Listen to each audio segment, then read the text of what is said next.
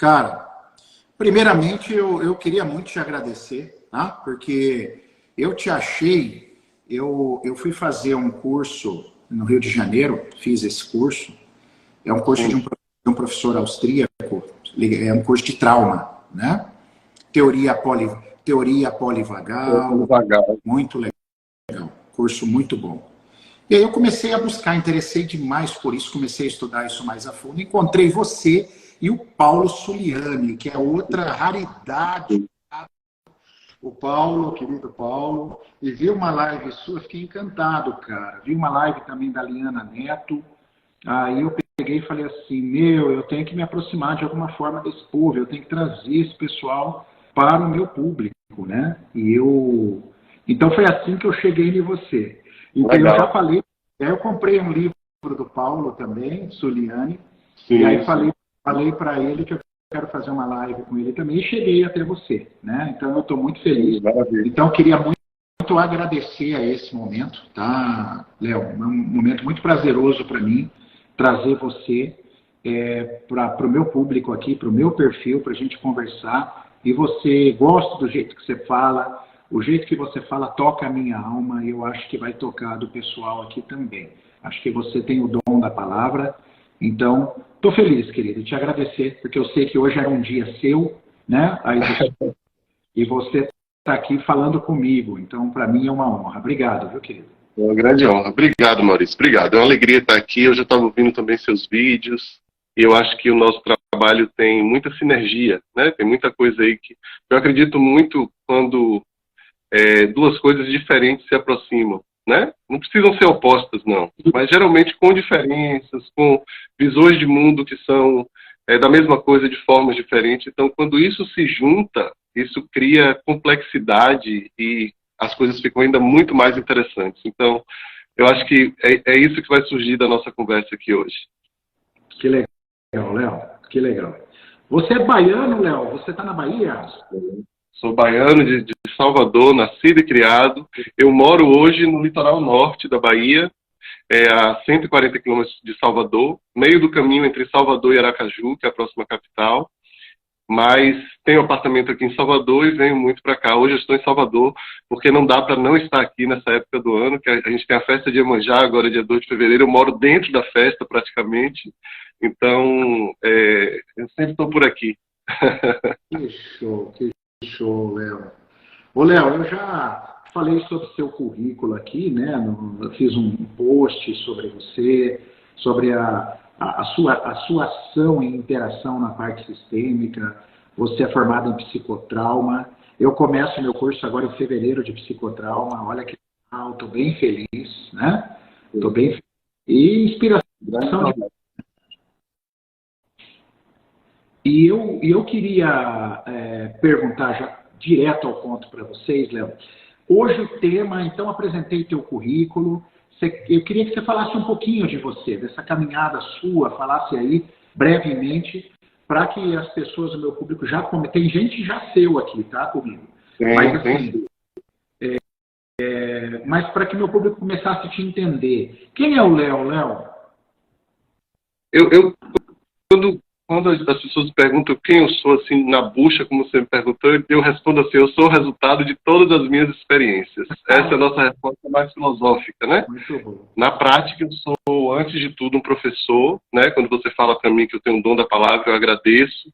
É um treino de mais de 30 anos de sala de aula, fui professor de inglês durante muitos anos, trabalhei com desenvolvimento de pessoas, fui coordenador de escola. Nós temos hoje no Instituto, fundei o Instituto Alegria em 2016 e desde lá a gente tem formações diversas e principalmente na área de educação sistêmica, né, que é o olhar das constelações familiares, ou melhor, do olhar sistêmico em geral.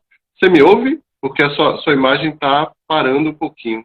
Mas eu te escuto, sua imagem também trava para mim, mas eu te escuto bem. Tá bom, tá bom. Vamos ver se daqui a pouco a gente muda para o Wi-Fi, não sei, se não melhorar.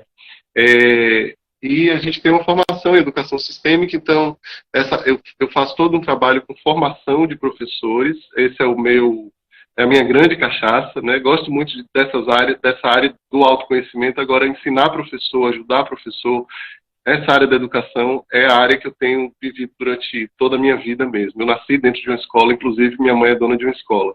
E hoje a gente tem feito uma junção entre o conhecimento sobre o trauma, né, que é a psicotraumatologia. Eu tenho já essa formação, você falou que isso vai começar em fevereiro, com Liana Neto, eu já estudava um pouco de trauma antes, mas eu formalizei com esse curso e lancei ano passado, na realidade ano retrasado já, de 2021, durante a pandemia eu lancei o Educate, que é o curso que chama-se Educar com Atenção ao Trauma, que é a primeira formação no Brasil de educadores que tem essa informação sobre o trauma e como isso afeta a educação. Além disso, eu trabalho como terapeuta, né? Atendo pessoas, faço atendimentos online, dou cursos online, temos aí uma vasta gama de cursos, crescemos muito na pandemia, estamos até amanhã com a aula gratuita, que eu vou falar um pouquinho dela daqui a pouco, para quem quiser conhecer mais a fundo o trabalho. A gente está lançando um novo curso sobre limites, que é o tema de hoje, e estou aí nessa jornada mesmo de autoconhecimento, de encontro com as pessoas, de formar redes, de estudar, adoro estudar, é o que eu mais gosto de fazer, abrir um livro, estudar, ampliar, e é por aí. A gente tem caminhado nesses percursos. Que top, Léo, que top. Realmente é bacana, eu estou muito feliz de ter você aqui. E aí eu vou fazer o seguinte, evidente, eu já pensei muita coisa nessa entrevista, a gente não combinou nada, eu já pensei em dar uma de Jô Soares, e te entrevistando, certo? Mas eu queria que você começasse falando sobre limites no relacionamento, que eu gerei uma curiosidade no meu público ali no Stories. Eu perguntei assim, você sabe o que é limite no relacionamento? Você tem limites no seu relacionamento? Então eu vou deixando você fluir, aí se eu for percebendo, eu vou lançando alguma pergunta. Pode me interromper, fazer perguntas, tá tudo bem. Bem, limite é um tema que, quando a gente fala de limite, quando a gente fala de relacionamento, a gente fala necessariamente de limite, né? Por quê? Porque para me relacionar com outra pessoa, para me relacionar, o parâmetro, a coisa imprescindível é que haja uma outra pessoa com quem eu me relaciono. E quem se relaciona numa certa distância, longe, perto, de aproximar, distanciar. Né? Quando a gente fala em segurança, a gente está falando de se afastar de algo que é perigoso e nos aproximar de algo que é seguro. Né? Então veja que a questão do limite está sempre presente. Relacionar quer dizer tem que ter limite, tem que ter um acordo aí entre as partes para que haja um limite no relacionamento. Então, os limites eles podem ser psicológicos. O fundo de todos os limites é a limitação psicológica mesmo, do espaço emocional no qual eu vivo, e se eu permito que outras pessoas cheguem, e se elas invadem esse espaço, o que é que eu faço em relação a isso? Né? Então, o limite, ele é a condição, eu posso dizer assim, para que haja relacionamentos, principalmente se os limites forem bem demarcados, relacionamentos saudáveis, né? Porque ao mesmo tempo que limite é o que separa, é também o que permite a comunicação, né? Então, se eu não tenho limite dentro de um relacionamento, se eu invado o espaço de outras pessoas, eu não tenho como me relacionar com elas de forma saudável. Então, eu preciso do limite para que o relacionamento ele desabroche, né? E aí, quando a gente fala em limite, essa é a noção ampla que a gente traz, mas a gente está falando também de um processo de construção, né? A gente fala que o primeiro limite nosso é a pele, né? A limitação é o limite que o nosso corpo cria.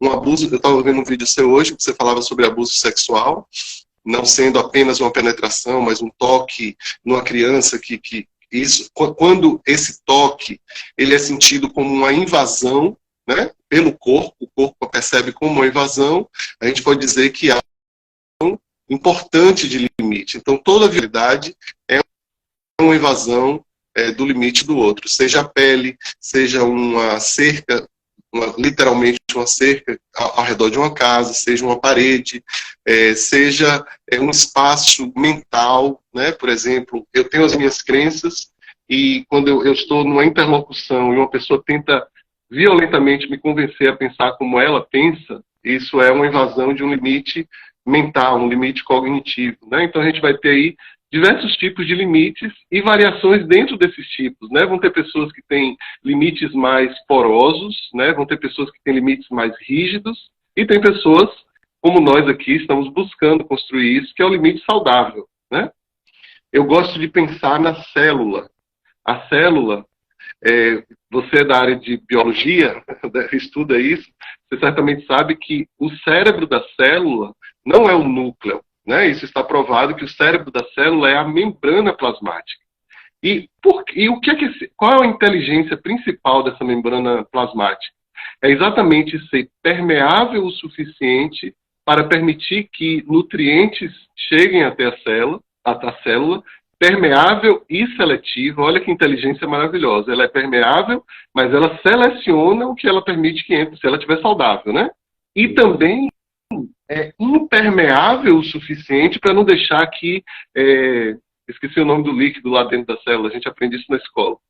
Que ela perca a diferenciação, né? Porque o que está dentro dela, as organelas e tudo, não pode se esvair. Então, ela não pode permitir que isso saia da célula. Então, ela tem que também ser seletiva para permitir o que é que sai dela, como, por exemplo, as excreções precisam sair, mas eu não posso perder nutriente, por exemplo. Então, existe uma inteligência de limite ao redor dessa célula, né? Então, veja que nós somos formados de células, portanto, essa inteligência ela também pode ser olhada com diversas lentes. Eu posso olhar a lente da célula e com essa mesma ideia que a gente percebe a partir desse olhar do limite da célula, dessa inteligência de limite, a gente pode olhar para o relacionamento, né? Para o social, como as pessoas interagem. Então eu preciso ser, dentro de uma conversa saudável, eu preciso ser inteligente o suficiente para ouvir o que as pessoas me dizem, né? E inteligente o suficiente para selecionar o que faz algum sentido para mim a partir da minha experiência, e vice-versa. Agora, quando eu fico muito rígido e não sou capaz de escutar o que a outra pessoa está dizendo, né? E você hoje assisti um outro vídeo seu que você falava do triângulo, então tem que é o agressor, né? Eu chamo de agressor, não me lembro a palavra que você usou, em que, por exemplo, eu sempre tenho razão, a minha forma de pensar é a correta. Então, uma pessoa como essa, que está com medo, como você bem disse, ela fechou os limites, né? Ela fechou a fronteira e perdeu permeabilidade e capacidade de selecionar o que chega dentro dela. Então, isso faz com que o oposto também ocorra e o relacionamento com as pessoas vai ficando cada vez mais difícil, muito mais cheio de rigidez, de conflito, de falta de fluidez. Então, quando a gente fala de limite, a gente está falando de relacionamento e vice-versa. Eu tenho feito uma experiência de observar todos os temas que eu trato, eu faço o exercício de olhar sobre essa perspectiva do limite, sobre a perspectiva da célula. Geralmente a gente entende, a gente consegue sempre fazer analogia e compreender, porque essa é a grande imagem de construção do relacionamento, é essa questão do limite, da cerca, né? Que nos protege. Espetacular essa analogia aí, essa eu não tinha ouvido ainda. Lindo, lindo, parabéns. Essa analogia com a membrana celular foi maravilhosa. Ô, Léo, e nessa experiência tua, eu vou conduzir aqui, eu tenho algumas perguntas, tentei me colocar muito no lugar do meu público, assim, algumas pessoas que fazem perguntas, quando eu abro caixinha de perguntas, então eu tentei me colocar no lugar dele para essa live, ela não ser só proveitosa, tipo, para mim, né, que estou diretamente dialogando com você e tal, mas para o público mesmo, que esteja ouvindo, que está pedindo ajuda. Eu falo bastante de relacionamentos também no meu perfil. É o seguinte, vamos começar assim, e aí com certeza eu vou voltar lá para o limite daqui a pouco. Por que estar a dois, Léo? Então, assim, qual a importância de relacionar-se em todos os níveis? A gente sabe que não é só amoroso, existem as relações humanas, mas por que os relacionamentos, eles são importantes? E como está de forma mais humanizada? Eu vi também numa live com você, com o Suliane, eu sou formado também em comunicação não violenta, né? E eu vi também que você domina esse assunto, você já falou sobre isso com o Paulo, que eu já escutei. Então, assim, como estar mais humanizado a dois e por que a importância? Vamos para essas duas colocações primeiro. A primeira é como estar mais humanizado a dois, como criar um relacionamento mais humanizado, é isso? Que cortou um pouco. Isso. É isso? E ao mesmo tempo, por que que é importante estar relacionando-se, né?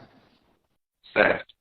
Eu gosto sempre de partir de fatos biológicos, né, do nosso corpo, porque assim, a mente, o conceito de mente que mais se aproxima do que eu acredito, ela diz assim, a mente é o que acontece dentro e é também o que acontece entre as pessoas, né? Então, a mente na minha visão, que é a visão de Daniel Siegel, que é um importante autor americano e da área de neurociência, essa visão que mais se aproxima do que eu acredito. Então, a mente não é apenas o cérebro, mas ela é o cérebro junto com todo o sistema nervoso, ou seja, todas as relações que acontecem dentro de mim e entre mim e o outro, né?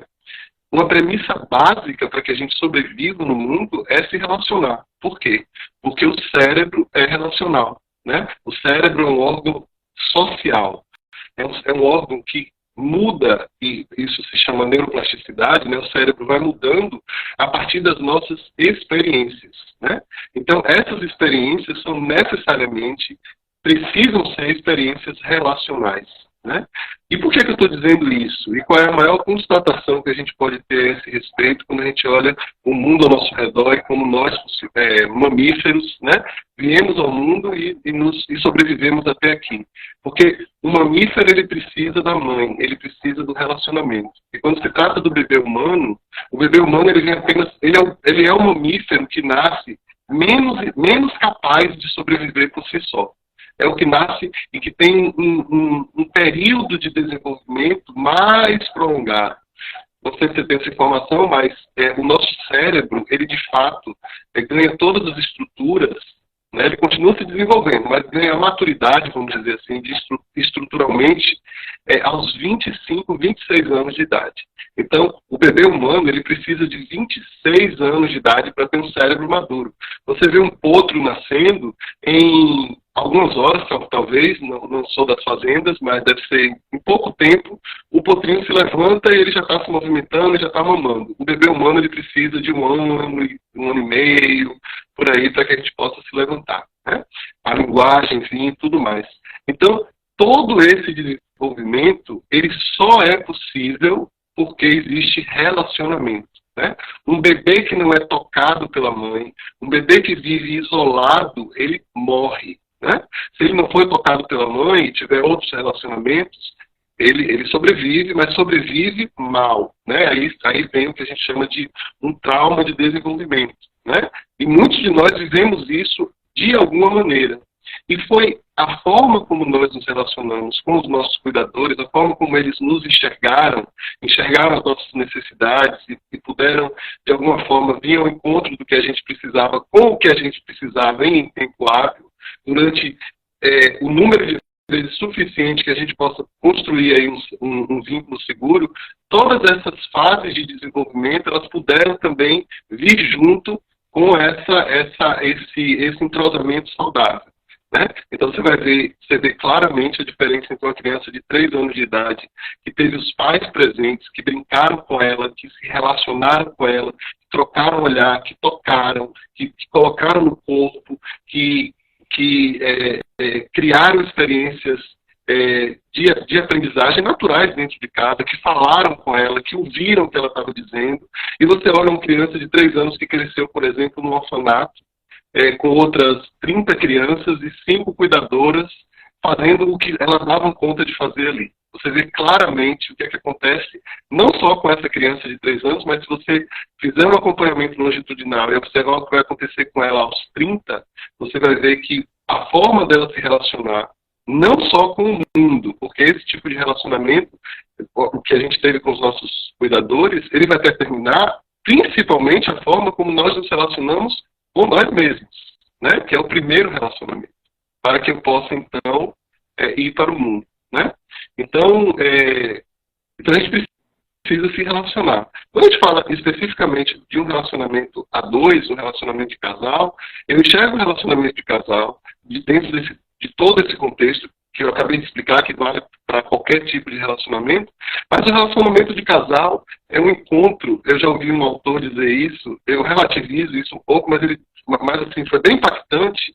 Ele diz assim: o casal não se encontra porque porque ele está apaixonado, ele falou algo assim. O casal se encontra para lidar com seus traumas mútuos, né? Então, quem trabalha com casal muitas vezes vê que o match perfeito não é assim, encontrei minha alma gêmea. Não, eu encontrei alguém que é um espelho importante para mim, e a partir desse espelho eu posso construir algo novo, me olhar, me ver. E aí eu preciso também que dentro dessa relação haja respeito nos limites. Se você deseja que uma pessoa seja diferente do que ela é, você está invadindo o limite mais importante de todos, que é da nossa dignidade, da nossa identidade, né? Então, um casal que casa e diz assim, eu já vi os defeitos que ele tem, o que ela tem, eu dou um jeito nisso. Dá um tempo que eu dou um jeito nisso. Às vezes a gente tem essa arrogância, e isso é um preditor de problemas dentro do relacionamento, exatamente porque há uma invasão das mais perigosas, talvez a mais perigosa de todas, que é ameaçar uma pessoa dela não poder ser quem ela é, né? Isso é a coisa mais ameaçadora para qualquer sistema, né? Precisamos vir ao mundo para ser quem somos. E os relacionamentos nos ajudam a construir essa possibilidade, sempre se sentindo apoiado e seguro nas parcerias, construindo algo a partir do encontro, porque isso é possível e necessário. O maior exemplo é quando um homem e uma mulher se juntam e tem um filho, né? Isso é o exemplo biológico, vamos dizer assim, como eu tenho dado esses exemplos, mas podem ser 2 homens ou 2 mulheres que se juntam e criam uma criança, pode ser 2 homens ou 2 mulheres ou um casal hétero que se une e abre um negócio e vai, né, fazer esse tipo de parceria. Então, a parceria, eu acredito, ela precisa olhar em algum lugar, precisa haver uma interseção de construção de algo para se olhar para o futuro. Isso é importantíssimo também, que tem a ver lá com as células e os grupos que elas formam para fazer os tecidos, os órgãos e tudo mais, né? Se a gente olhar no micro, está tudo lá, de bandeja para a gente. Quanto mais a gente entende a inteligência da biologia, mais a gente entende os relacionamentos. Ô, Léo, você sabe que depois que eu fui para esse curso, né, foi um curso que falou muito sobre engajamento social, né?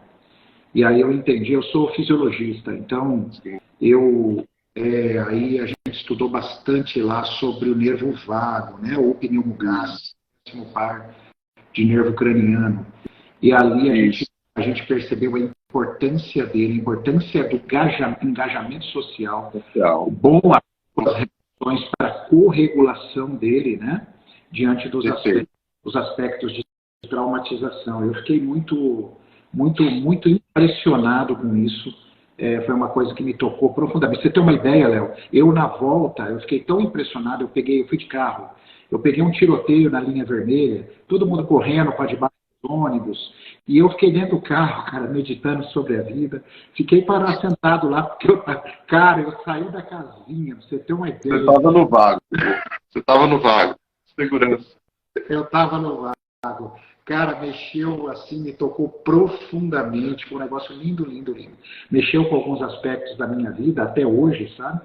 E eu sou muito grato a essa formação ali, porque apesar de eu ser fisiologista, eu juro para você, eu não conhecia tão profundamente assim a teoria polivagal. Eu sabia algumas coisas do nervo vago, mas o trabalho do Dr. Stephen Porges, eu falei, gente do céu, que loucura isso, que coisa mais linda. Então, o relacionar-se hoje sem dúvida, se desenvolver, trabalhar o teu sistema autonômico, né?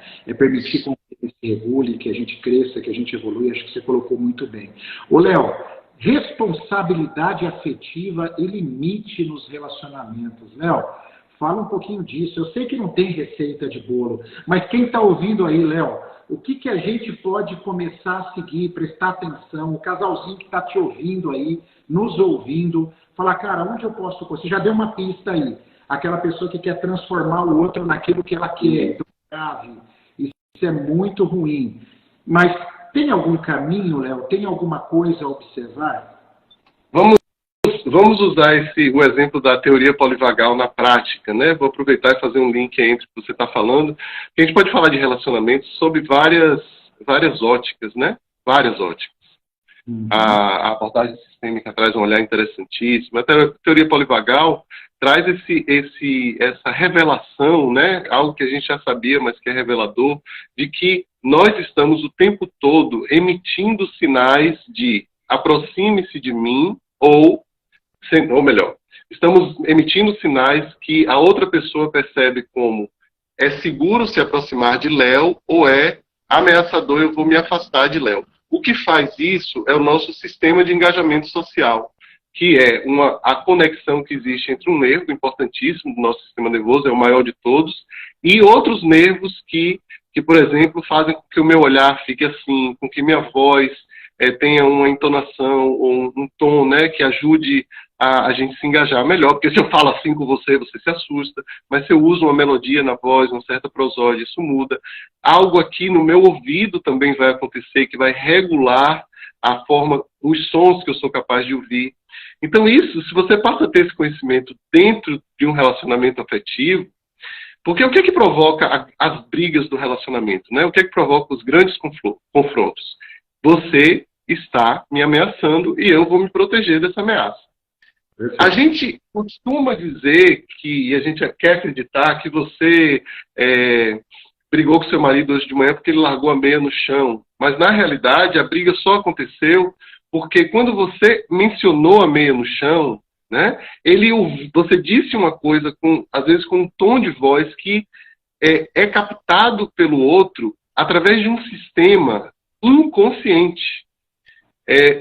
Porges, o grande criador da teoria polivagal, ele criou um termo chamado neurocepção, que é exatamente a detecção de perigo ou de segurança através de vias inconscientes. Então, às vezes você fala uma coisa achando que a sua voz está de boa e a pessoa ouve dizendo assim, você está sendo grossa comigo, né? Então, acho que uma dica muitíssimo especial é a gente compreender uma premissa básica dos relacionamentos. Eu preciso ser um lugar seguro para as pessoas se relacionarem comigo. Eu preciso aprender a usar uma prosódia, eu preciso aprender a usar uma postura, eu preciso aprender a usar uma linguagem que faça com que eu gere ao meu redor um espaço de segurança, porque só dentro de um espaço de segurança eu posso me relacionar com o outro de uma forma mais próxima, com mais troca, com mais riqueza e com mais chances de eu refletir sobre o que eu fiz e, quem sabe, desejar por mim mudar. Não porque alguém me ameaçou, mas porque eu me senti tão seguro ao lado dessa pessoa que eu consigo me abrir também para me transformar, para estar aqui nesse relacionamento de outra maneira, né? Então a gente bate muito na tecla, agora eu vou juntar o que eu disse lá do quão perigoso é você desejar que alguém mude, né? A gente vive numa cultura que é assim, eu não gosto de uma coisa, eu quero ameaçar essa coisa, forçar essa coisa a mudar, né? Assim é com o nosso comportamento, assim é com as outras pessoas, assim é com nossos filhos, com nossos avós, nossos pais.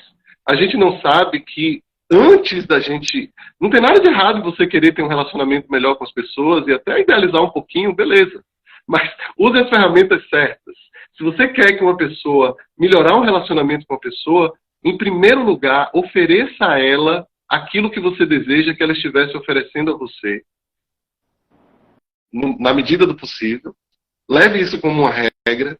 E aí a segunda coisa que vai acontecer como um efeito rebote disso aí é que essa pessoa, ela vai dizer assim, nossa, Léo me respeita tanto, Léo me olha com tanta afeição, eu me sinto tão bem ao lado dele. Às vezes a pessoa não faz esse diálogo, tá? Mas é isso que está acontecendo no movimento interno dela. Deixa eu ouvir aqui o que é que ele está falando. Deixa eu ouvir aqui o que é que está acontecendo.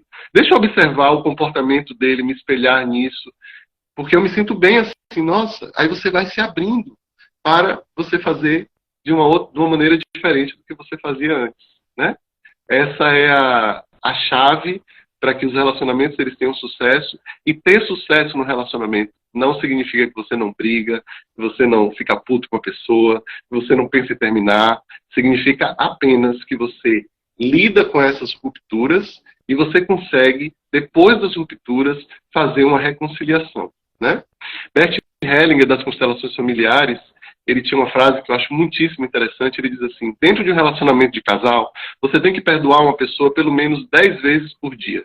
Ele usava essa linguagem, ele nem usava perdoar, ele usar de indulgência. O que significa isso? Eu posso, de vez em quando, o cara deixou a meia ali no chão, finge que não viu hoje, deixa pra lá, né? Guarde essa energia para um outro momento, assim, ou delicadamente junte alguns exemplos e sente uma hora e converse, frente a frente, uma hora que vocês estejam tranquilos, né? Então, temos que ter essas estratégias. E todas essas estratégias, Maurício, se você conhecendo a teoria polivagal, elas remetem à teoria polivagal, né? Então, ela vai dizer assim, cuidado com o seu tom de voz, cuidado com as palavras que você escolhe, porque isso vai afetar o sistema de engajamento social, e aí a gente sai do lugar de segurança e a gente vai para o lugar de luta e fuga. Eu preciso ou lutar ou fugir daqui para me proteger dessa ameaça, dessa pessoa que quer que eu seja diferente do que eu sou. E é interessante porque, às vezes, no contexto da pessoa, né? Por exemplo, o meu contexto, né?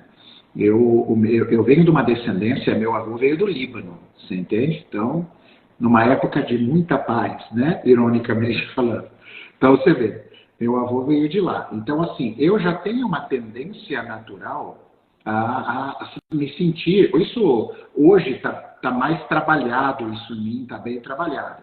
Sim. Mas no passado, tinha uma tendência de me sentir ameaçado com muita facilidade. Então, qualquer coisa me ameaçava. Então, nos relacionamentos, você não sabe, na verdade, com quem você está lidando, porque nós não somos terapeutas. A gente se relaciona e você não é terapeuta. Você é um engenheiro que casou com uma advogada.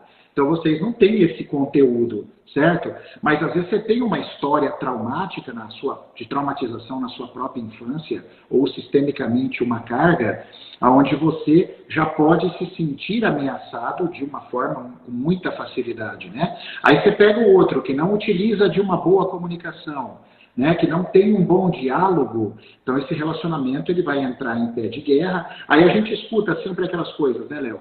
Incompatibilidade de gênios, ou a gente não se entende. E às vezes uma relação que tinha tudo para evoluir, tinha tudo para prosperar, porque a relação, eu concordo com você plenamente, as relações elas crescem. Uma vez a gente fez um curso com o Amit Goswami em São Paulo, né? Uhum. E ele falava assim, ele tem medo das relações onde não tem desavença, onde você fala assim, ó, nós se entendemos muito bem, a gente nunca discute. Ele fala, nossa, esse relacionamento é muito perigoso, porque assim, é nas diferenças que você faz o crescimento, né?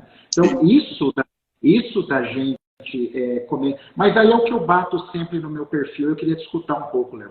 Eu sempre falo da importância das pessoas buscarem, você é advogado, você é engenheiro, você é mecânico, você é professor de história, você seja o que você for, a importância, né, Léo, de buscar esse autoconhecimento, né? Porque aonde essa pessoa vai se amparar para ela perceber que tem algo fora nela. Eu não vou usar certo e errado, porque eu não gosto disso. Mas que tem algo que precisa ser ajustado. O que a tua experiência tem percebido disso, Léo? Eu vou... exatamente. Eu acho que a gente tem que buscar autoconhecimento, né? O meu objetivo dentro do meu canal, né, e no meu instituto é exatamente promover isso. Eu acredito demais nisso. Eu acredito em terapia e acredito na educação mesmo. A educação, a gente chama de educação... gente, me escapou o nome aqui agora. Educação para o corpo, educação da nossa fisiologia, educação dos relacionamentos, psicoeducação. Me escapou assim de repente. Mas trabalhar com psicoeducação. Eu deixo isso claro quando eu estou trabalhando individualmente com os meus clientes, de que a gente vai ganhar, vai aprender a se conhecer ganhando recurso, ganhando potência, ganhando a possibilidade de nos observarmos mais, observarmos o que é que acontece no nosso corpo, o que é que acontece no relacionamento com as pessoas. Então a gente precisa, por exemplo, o tema do limite, e aí eu vou convidar aqui todo mundo para estar conosco na nossa aula de amanhã. Eu vou falar sobre esse tema especificamente, mostrando claramente como é que a gente pode, respondendo inclusive sua pergunta, de como é que a gente pode levar isso para a nossa vida, mudar os nossos relacionamentos, porque o objetivo é esse, né? A gente vai fazer um lançamento amanhã importante, então quem tiver interesse, vai lá no Instituto Alegria, segue a gente e tem um link na bio que você pode clicar. Então, a gente vai falar de relacionamento, de limite. Então, eu preciso, em primeiro lugar, sabe, Maurício, conhecer um pouco da minha história. Né? Eu preciso saber o que aconteceu comigo. Né? Eu preciso fazer algum tipo de investigação com relação a isso. Contando um pouco da minha história pessoal, em 2005 eu fui buscar terapia, porque eu já estava numa sequência de mais de 4 relacionamentos que terminavam com 4 meses de duração e sempre da mesma maneira, levando o pé na bunda e ficando triste, ficando de luto. Eu disse assim, aí em 2005 eu tinha 31 anos de idade, aí eu olhei e disse assim, gente, são 4 relacionamentos idênticos, 4 pessoas completamente diferentes e o mesmo desfecho.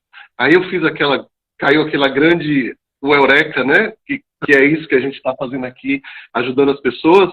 Tem alguma coisa comigo. Na época eu pensava assim, tem alguma coisa errada comigo.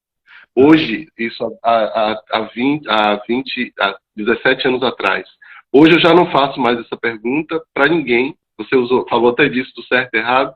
Eu mudo essa pergunta para o que foi que aconteceu comigo que fez com que hoje, aos 31 anos de idade, eu tenha tido essa sequência de relacionamentos que não deram certo. Sabe o que é que eu descobri? Limite. Eu não tinha limite no relacionamento. Eu dava demais. Eu ofertava demais.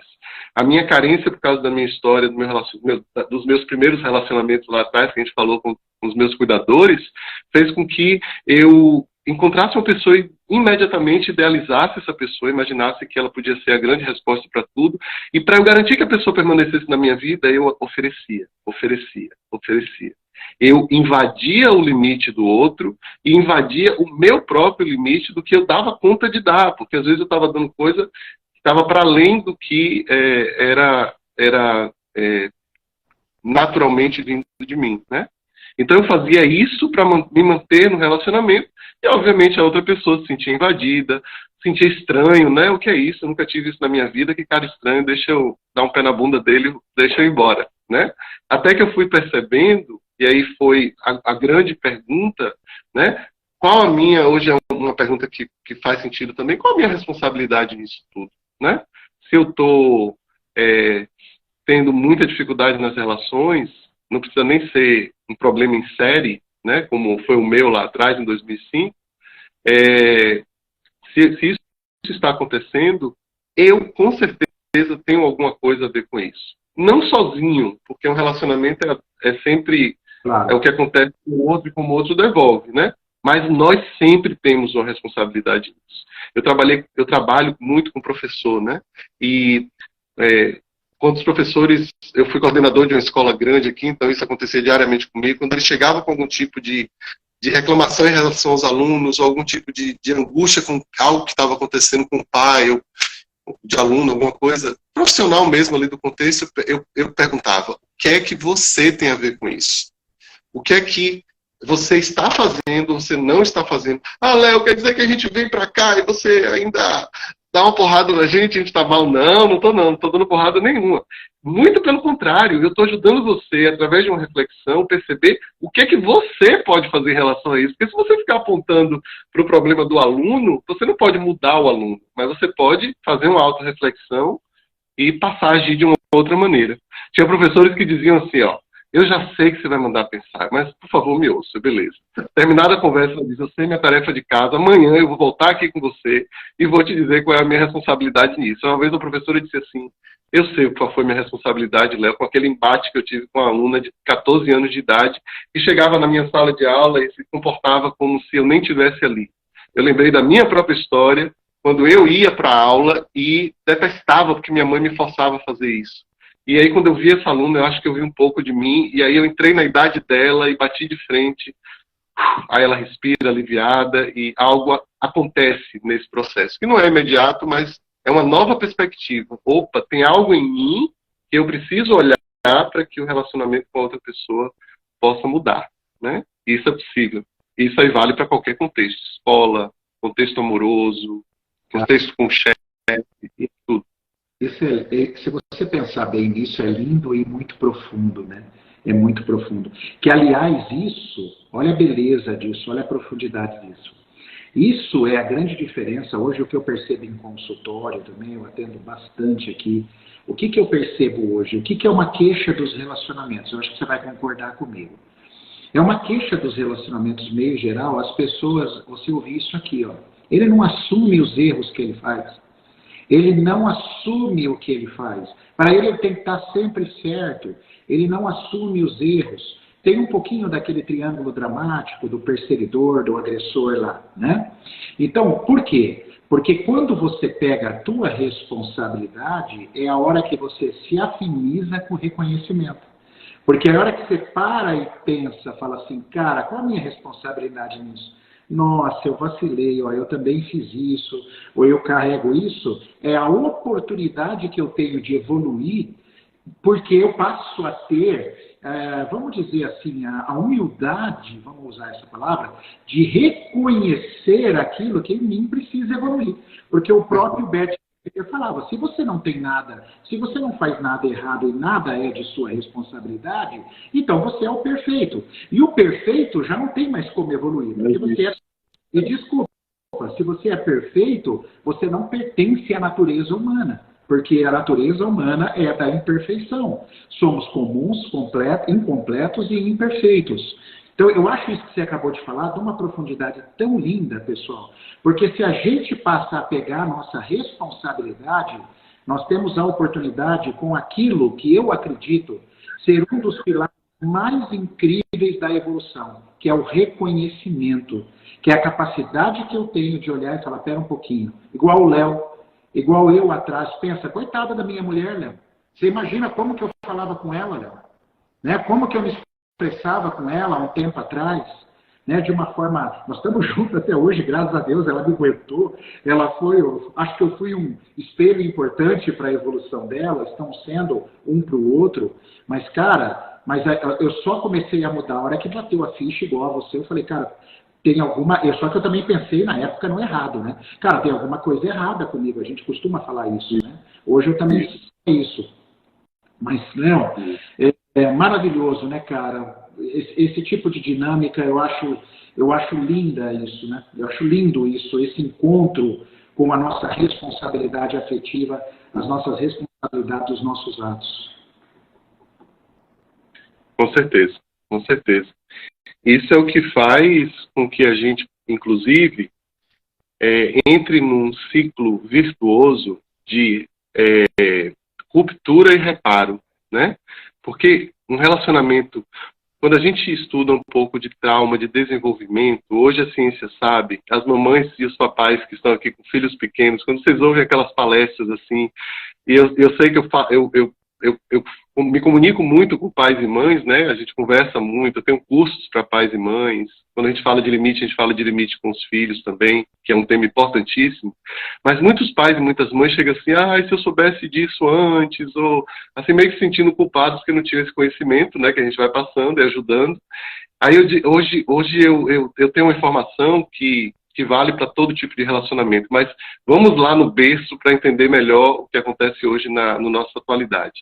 O que a neurociência, os estudos em neurociência mostram, é que o pai ou a mãe, eles só precisam acertar a cada, entre 10 encontros com os filhos, 3, ou melhor, 7 vezes pode ter algum tipo de ruptura. Você só precisa acertar 3 vezes em 10, 30% dos engajamentos. Agora, os outros 70% que acontecerem, eles precisam vir acompanhados de reparação. Então, por exemplo, você gritou com seu filho, e se você pudesse aproximar e dizer, mamãe estava muito aborrecida com algo que estava acontecendo no trabalho, e eu gritei com você, eu fui injusta com você, né? Eu sinto muito, se você tenha se sentido assim, coloca ele no colo, está tudo bem. Não só está tudo bem, mas está tudo melhor do que bem. Porque quando você fala isso, você gera resiliência.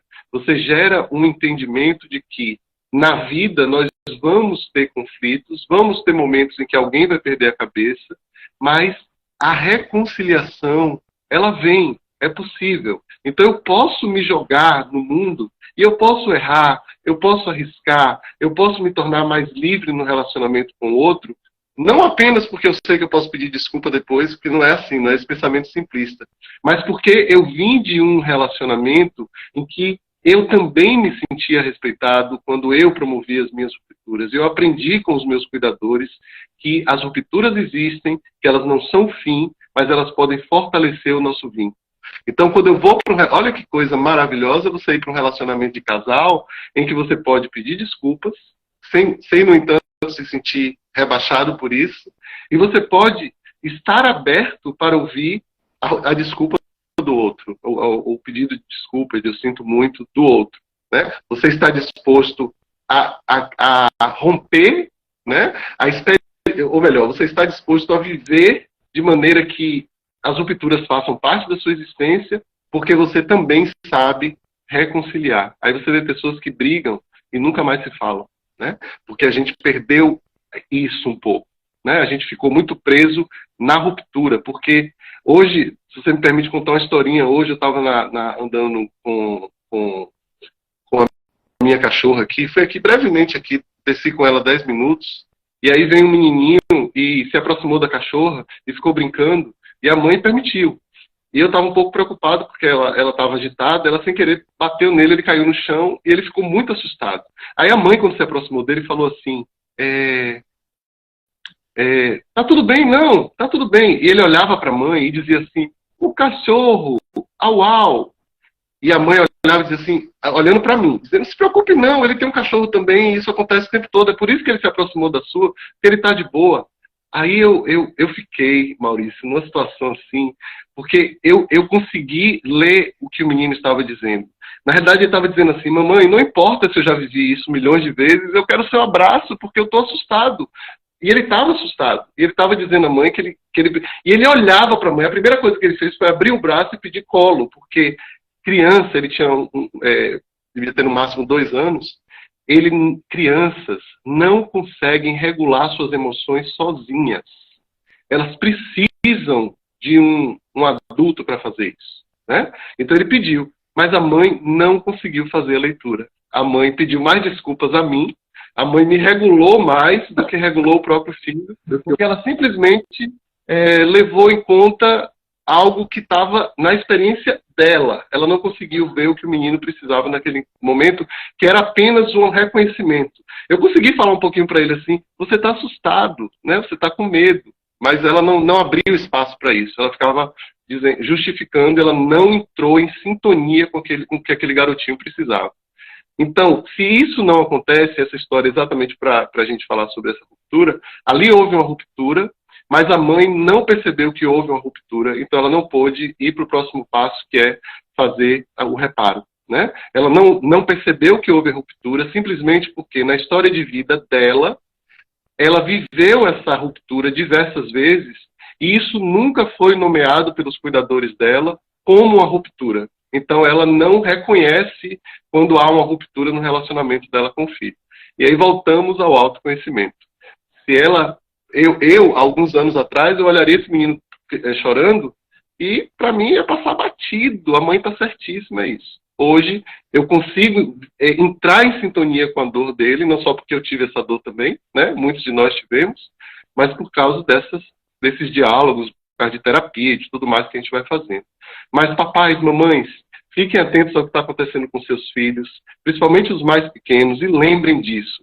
Criança não tem ainda o nervo vago, mielinizado seria a palavra, mas ainda com uma conexão boa o suficiente com todos os centros neurais, para que ela possa sozinha encontrar o bem-estar de volta, né? Descer a curva.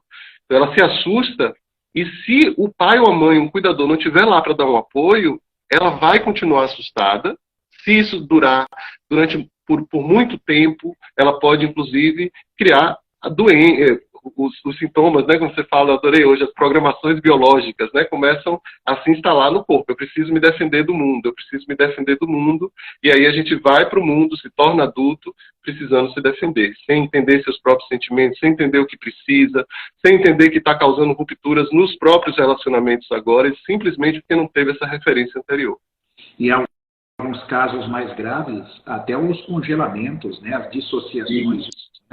Isso. Que E se a criança, se ela não recebe esse apoio cronicamente, vai ter uma hora em que ela vai se debater com esse sentimento e ela não vai nem reconhecer o que está acontecendo com ela, porque ela congelou e perdeu o contato, né? Porque quando a gente não consegue nem lutar, nem fugir numa situação, e numa situação de vínculo com a mãe, a criança não tem capacidade nenhuma de olhar para a mãe e dizer: você não está reconhecendo meus sentimentos, eu estou aqui chorando. Ela vai conseguir fazer isso na adolescência, ela vai começar a fazer isso na adolescência.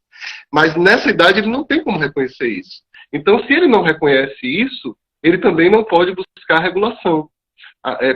A mãe não regula. Então, o sistema nervoso dele permanece naquele estado. Se acontecer diversas vezes, aí ele vai ter que tomar uma outra atitude, né? O sistema vai dizer assim: olha, é melhor você parar de sentir. Negue, reprima, congele. Perfeito. E aí? E tem casos, igual você contou essa história, a mãe, ela não conseguiu perceber ali, ela não conseguiu corregular o filho, né? Ela não conseguiu entrar em sintonia. Ela estava mais preocupada em te deixar tranquilo, de que ela não estava chateada com o que o cachorro fez, né? Enfim. Mas existem aquelas situações e você que está aí nos ouvindo, não se sinta culpada, por favor, né? Como diz o Olavo de Carvalho, vamos sair da quarta camada de maturidade, vamos evoluir também para que a gente se torne mais maduro, né? Eu acho que é importante, pelo seguinte: existem casos, inclusive, casos onde o próprio pai e a própria mãe, ou os cuidadores primários, acabaram criando isso. Por exemplo, um exemplo muito simples: tua filha derruba suco na mesa, como que você reage? Né? Como que você reage? Você acaba com a tua filha? Você briga porque ela derrubou suco e você acaba com ela, e aí você, como você está no papel tecnicamente do agressor, você acha que você está corrigindo, mas você está num papel de ameaça para ela completa, pelo seu tom de voz, pela sua expressão corporal. Aquilo que você está passando para a criança, ela está te vendo como uma ameaça. E às vezes a mãe, ela se cala por medo de você, que é o pai, ela se cala, a mãe não toma uma postura e ninguém acolhe essa criança. E ela vai se corregular como? Como que ela vai se corregular, né, Léo? Isso, perfeito. Esse nome corregular, que é uma novidade, né, inclusive para a gente, porque essa teoria é muito recente, significa pegar alguém no colo. Pode ser assim, ó, você tá, sei lá, você chega em casa um dia cansado e sua esposa tá lá, você dá um abraço nela, deita no colo dela e ficam ali assistindo televisão. Isso é corregulação. A gente vai ver os mamíferos fazerem isso na natureza, quando a mamãe leoa, né, vem assim, lambe os seus filhotes, ali é uma forma de corregulação, porque o bebê mamífero, ele ainda não está, né, isso acontece com o bebê humano também, porém leva mais tempo para aprender a fazer sozinho, mas o bebê leão, ele vai precisar da mamãe leoa para ajudá-lo a relaxar, se acalmar, descansar. E então a corregulação é exatamente o que eu preciso que aconteça durante repetidas vezes no meu processo de desenvolvimento, para que algo importantíssimo aconteça na sequência, que eu seja capaz de, tendo internalizado a figura de carinho e de cuidado, de segurança, em momentos em que eu precise, que esteja só, encontrar em mim a minha capacidade de regulação, né? Então, quando você estiver no trânsito dirigindo, você vai sentir raiva e você vai ter internalizada ali alguém importante para você que disse assim: ah, Léo, eu tô vendo que você tá com raiva. Segura aqui na minha mão, aperta minha mão, tá tudo bem, você pode sentir essa raiva. Aí você se torna um adulto, você sente raiva no trânsito e respira e diz assim: olha a raiva vindo, deixa eu apertar aqui o volante com mais força, deixa eu respirar, deixa eu fazer algo, mas eu não vou bater o carro por causa disso, entende? Então, você encontra em você, né, a capacidade de regulação. Isso chama autorregulação, que é a sequência do processo de corregulação bem-sucedido. Né? Então, eu sou capaz de lidar com as minhas emoções. A criança já não tem essa autorregulação, né, Léo? Então, ela não consegue, ela vai precisar da ajuda de uma pessoa adulta, né? Isso. Uma pessoa que tenha um sistema nervoso completado na sua funcionalidade de regular a si mesmo. Isso é importante. Porque veja o exemplo que eu dei hoje. essa mãe, nesse aspecto, eu não estou falando, ó, gente, não é nenhuma crítica à mãe. Essa mãe deve ter tido uma mãe também que era assim, né? Que ela não pôde aprender, ela estava fazendo o melhor dela ali. Uma mãe extremamente cuidadosa e carinhosa com o filho. Como as nossas mães foram, só que de forma ignorante, não sabiam isso que a gente está tendo o privilégio de aprender juntos aqui, né? E ela ignorou, porque ela não viu, né? Ela não viu. Eu sempre falo assim, não peça uma pessoa que tem 1,80 m para tocar o teto de 3 metros de altura, que ela não vai dar conta, não porque ela não queira, mas que ela não tem corpo para isso. Essa mãe não tinha corpo para isso. Então esse bebê, ele vai... A gente espera que ele tenha outras oportunidades em que ela perceba e que ajude ele a corregular, né? Então isso é facilmente superado por uma criança. Crianças não são resilientes, como a gente fala. Ah, toda criança é resiliente. Não, crianças não são resilientes. Crianças são maleáveis. Elas conseguem sair das situações de forma mais maleável, porque o próprio cérebro ainda tem uma super plasticidade. Todo cérebro tem, mas a criança é incomparável, para, através de novas experiências, construir novos caminhos neurais e novas maneiras de estar no mundo, né? Então, tudo bem com essa criança se essa mamãe estiver como ela estava antes da cena, né? Certamente lá cuidando dele, abraçando ele, dando comida pelo carinho que ela tinha com ela, né? Foi um evento, pode estar isolado. E o pessoal que está nos assistindo aí, né? Vocês viram, né? Porque que eu quis trazer o Léo aqui para o nosso perfil, né? Você viu agora, vocês estão tendo uma ideia do Léo, que foi isso que me encantou, esse jeito dele falar, esse jeito comunicativo e de uma facilidade, uma clareza da gente entender, né? Então, foi por isso que eu tive a ideia. Eu passei lá, vi uma live e falei, cara do céu, e o Paulo Suliani também é outro cara 10, que eu vou com ele aqui. Aí você tá me ouvindo, aí você deve estar falando assim, cara, os caras estão falando de teoria polivagal, corregular, autorregular, e, na verdade, o tema é limite no relacionamento. Mas aí vem uma coisa importante, né? Se você, o Léo pode me dizer, fica à vontade, viu, Léo, se você achar que você não concorda, porque aqui nós não somos obrigados a concordar e nós estamos duros para isso, né? Mas assim, então por isso que eu vou colocar isso aqui. Eu encaro esse lance, me diga aí se você acha que é um raciocínio bacana, Léo. Quando a gente fala de limites de relacionamento, limite nos relacionamentos, se você tem essa percepção, se você tem uma facilidade de se autorregular melhor, você automaticamente vai deixar ou vai minimizar a probabilidade de você se tornar uma ameaça para o teu companheiro. E se você deixa de ser uma ameaça para o teu companheiro, minimiza isso ao mínimo, ou jogando ao mínimo, né, sendo bem, como é que fala aí quando você reforça a palavra, você coloca uma condição de um melhor limite. Então você vê, por isso, eu sou um apaixonado por fisiologia, por isso. E tanto a microfisiologia, né, a fisiologia humana, como se você for para macro também, nós não falamos disso, mas a teoria do universo, ela é tão linda quanto a celular.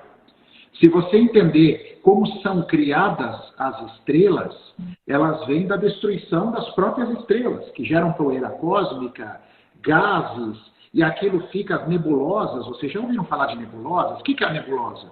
A nebulosa é um corpo celeste, uma estrela que se desfez, vira poeira, daqui trocentos anos ela vai se reconstruir de novo.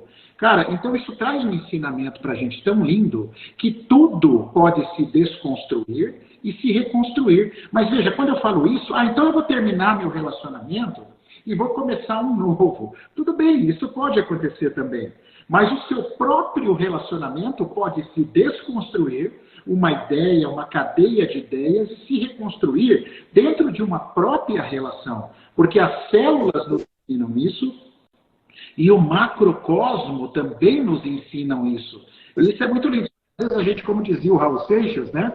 Tem muitos sinais aí, mas a gente está ocupado para perceber. Tem uma música que ele fala disso, chama SOS, né? O seu moço do disco voador. Estão aí, a gente está muito ocupado para escutar, né? Ou para sentir. Então, esse entendimento da tua fisiologia, da tua autorregulação, de buscar o teu autoconhecimento, vai te favorecer a colocar limites interessantes, a respeitar os limites na tua relação. Então, o sucesso, qual for a tua relação? É por aí, Léo? A nossa aula de amanhã, eu quero lembrar, porque eu quero todo mundo lá, entra no nosso @Instituto Alegria, clica no link da bio. O título dessa aula é Desvendando as Emoções, né?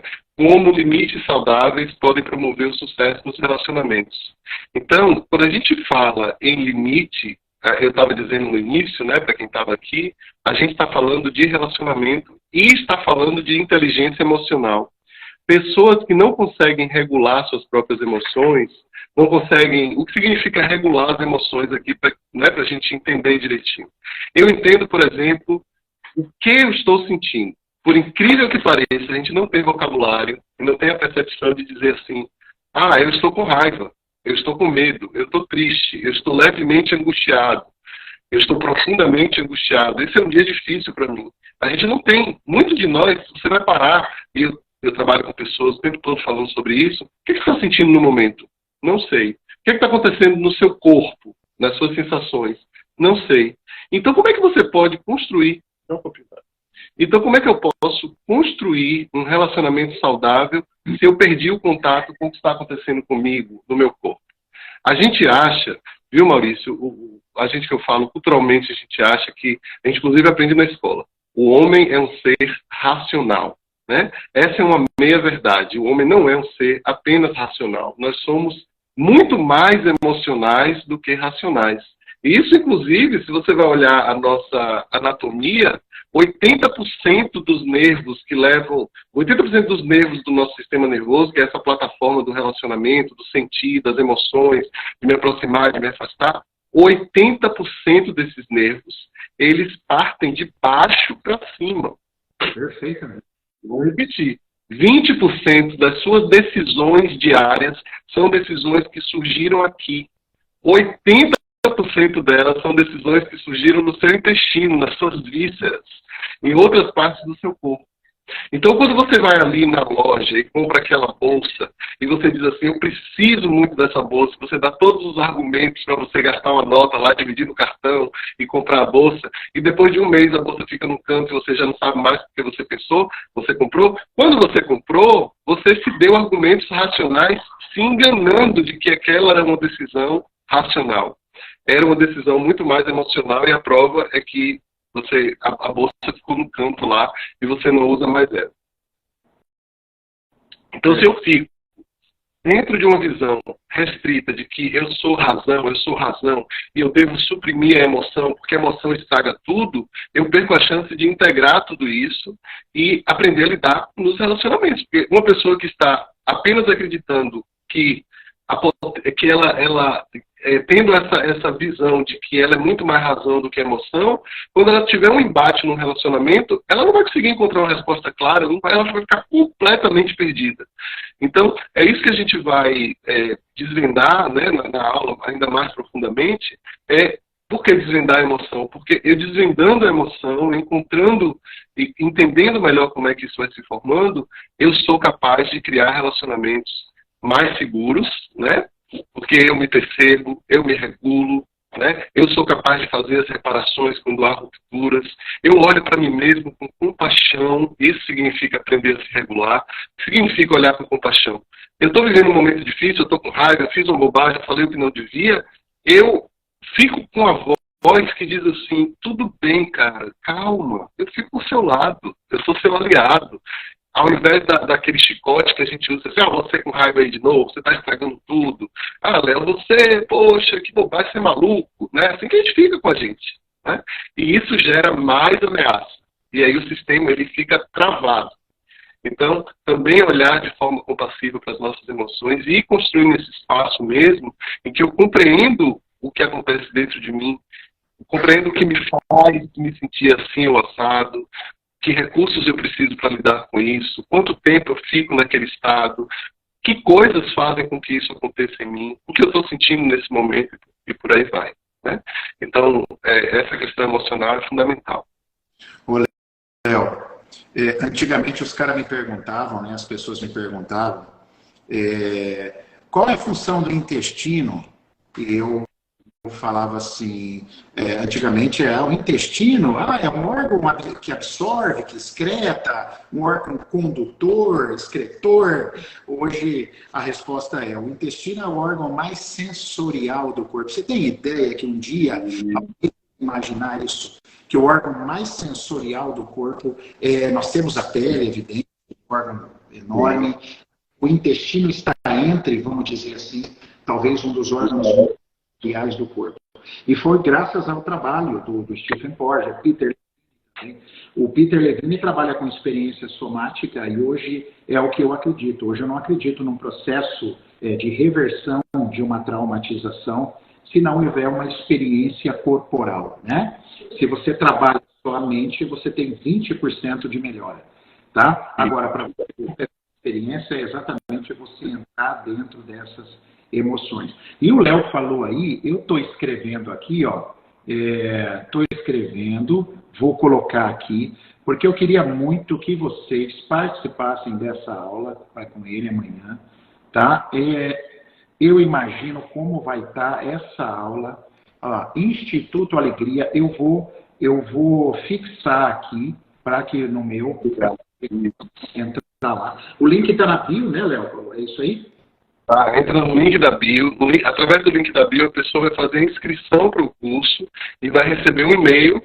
E nesse e-mail vai ter um link para o Telegram. E através do e-mail, a pessoa também vai receber amanhã o link para entrar na aula, né, o acesso à aula. Então você precisa fazer a inscrição e aguardar que a gente envie o link direitinho. Então, se você quer saber mais profundamente, gostou desse papo?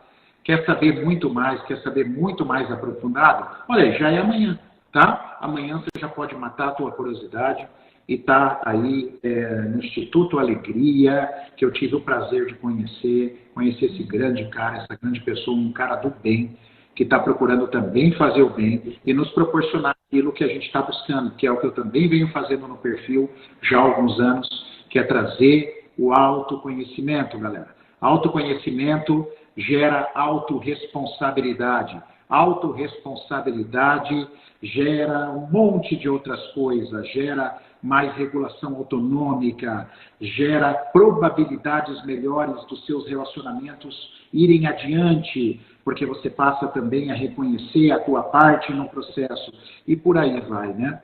Ô, Léo, eu se deixasse, queria ficar até meia-noite com você aqui, mas eu acho que é um abuso, então não vou fazer isso com você.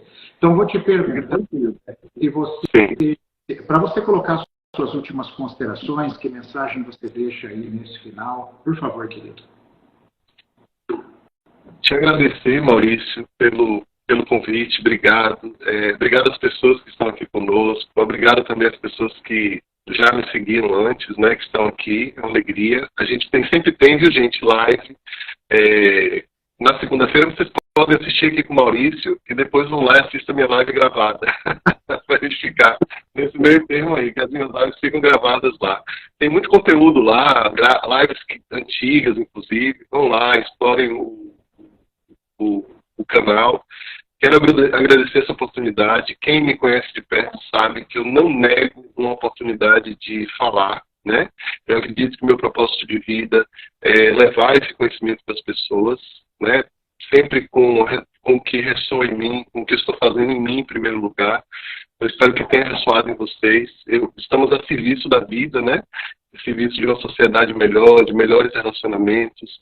Se você começa a se relacionar melhor consigo mesmo, o efeito vai ser sempre que você vai construir ao seu redor núcleos de relacionamentos mais saudáveis. Poxa, imagine aí, a gente chegou aqui a 80 pessoas.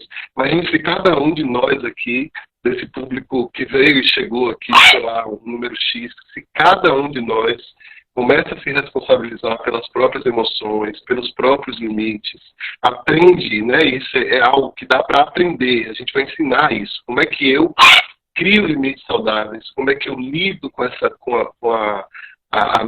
o meu próprio corpo de uma forma saudável? Como é que eu lido com a comida? Como é que eu lido com as compulsões? Como é que eu lido nos meus relacionamentos? Como é que eu lido com o sexo? Como é que eu lido com a quantidade de coisas na minha vida, em quantidade de informações que a gente tem, né? A gente precisa ter isso bem assegurado.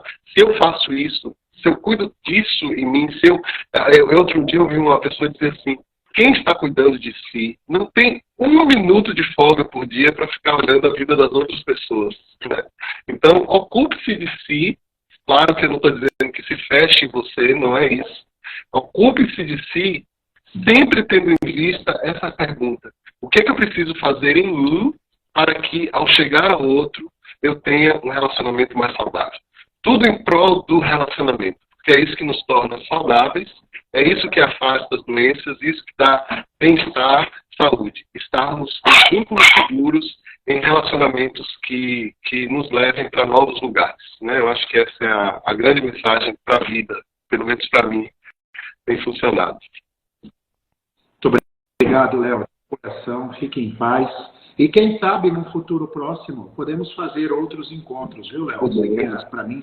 Eu vou te convidar para ir lá na minha, tá? A gente vai numa sexta-feira. Vamos conversar, para você ir fazer uma collab comigo lá. É um prazer. Um beijo, viu, Léo? Um beijo. Beijão, meu querido. Muito obrigado. Tchau, tchau.